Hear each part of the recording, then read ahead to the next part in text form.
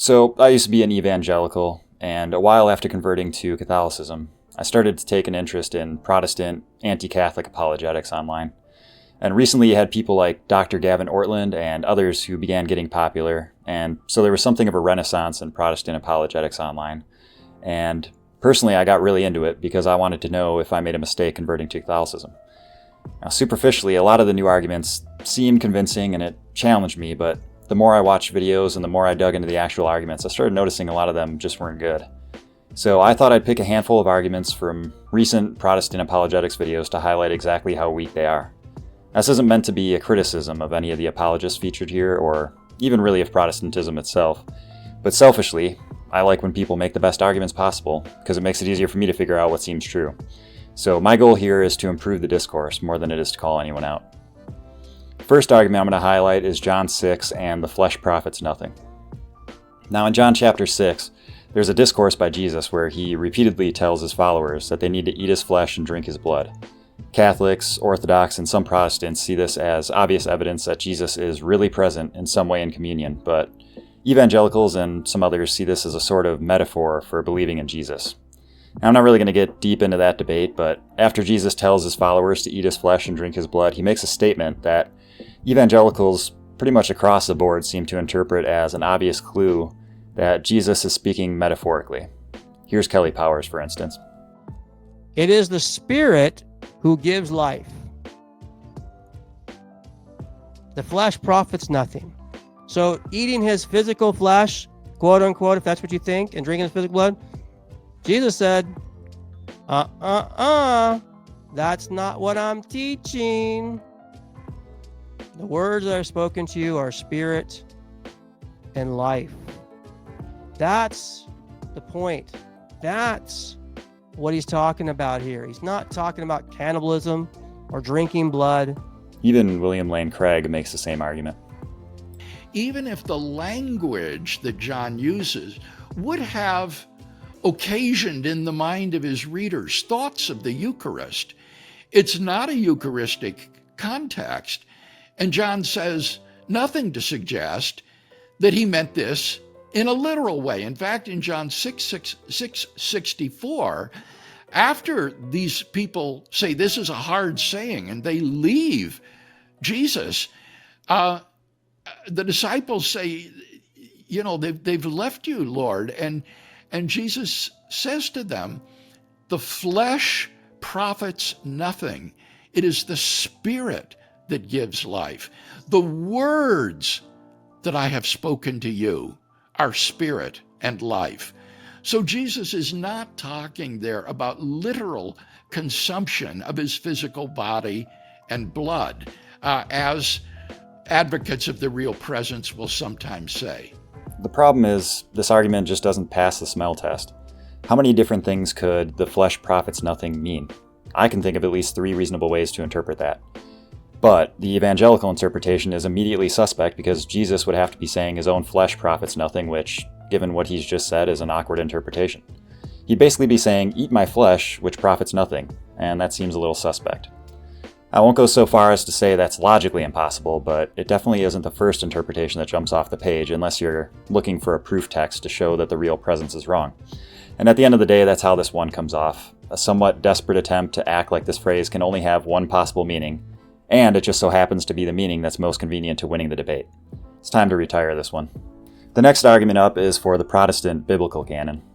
Again, I'm not going to get into a technical debate over who has the correct canon. You can find that somewhere else. But when I was learning about this, I stumbled across an argument by Cleave to Antiquity that made me raise an eyebrow. First, some quick background. Back in the late 4th century, there was apparently a council called the Council of Rome. This council established the longer 73-book canon that Catholics use today. There's some fishiness about this council, because the only document we have about it comes later and it might have some late additions. I don't know, but whatever the status of this document isn't really relevant to Cleave's argument. The point is, if you read the canon list, apparently established by the council, it's pretty clear cut. So if you're a Protestant apologist, how are you going to turn this around in your favor? Well, let's see what Cleave does.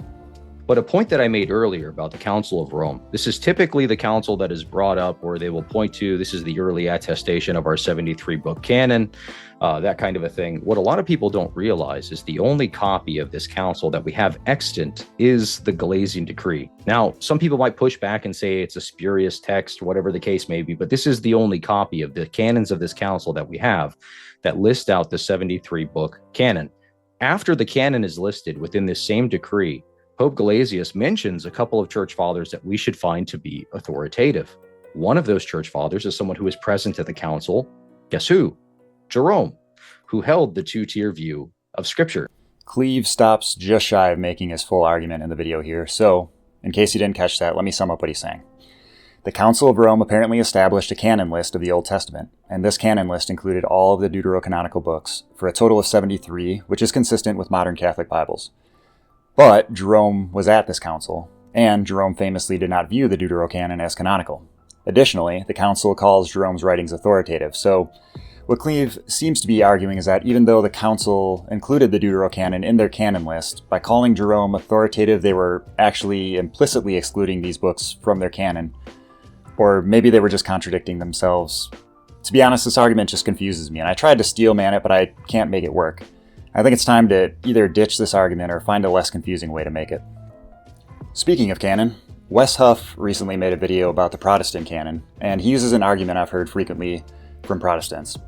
In short, the Jews were entrusted with the Old Testament canon, so we should trust their canon, which is also the Protestant canon. Let's watch Wes Huff explain it. The Jews in this ancient period likewise considered these writings as valuable, but they did not consider them as scriptural. Arguments were made by those like Melito of Sardis, Origen, Athanasius, and many others that Paul's statement in Romans chapter 3 verse 2 that the Jews were entrusted with the oracles of God was reason to omit almost all of the deuterocanonical books as divinely inspired scripture. Wes adds a little flair to this by saying that the early Christians and church fathers used Romans 3:2, which says, the Jews were entrusted with the oracles of God, to argue against the Deuterocanon. I actually had a hard time finding anything to back this up, but let's just say it's true. It doesn't really matter to me who's making this argument because it doesn't stack up regardless. Just think about it for a second. The verse doesn't say that the Jews were entrusted with making the canon for Christians, firstly, just that they were entrusted with the oracles. Does that mean scripture? Does that mean writing scripture, preserving scripture, determining a canon?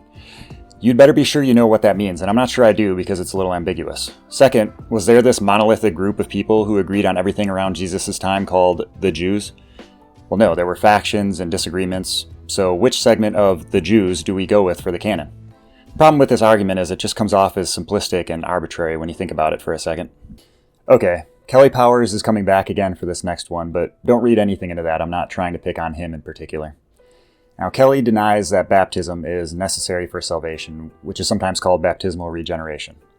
One of his favorite proof text passages comes from 1 Corinthians, where Paul rebukes Christians for becoming fractious based on who baptized them. Let's see what Kelly has to say.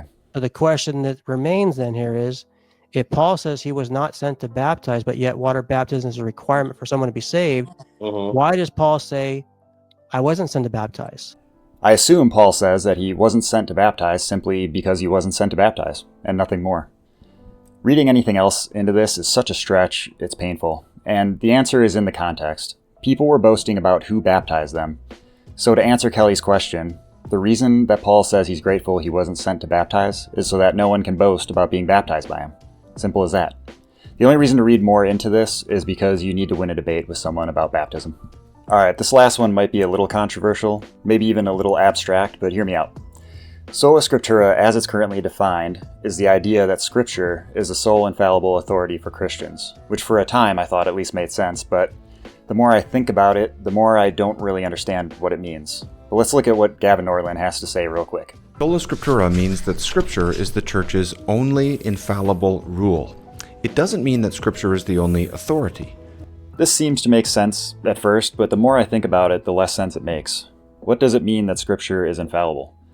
It makes sense to say the apostles and other authors were infallible when they were writing Scripture, or it makes sense to say the magisterium is infallible, or something similar.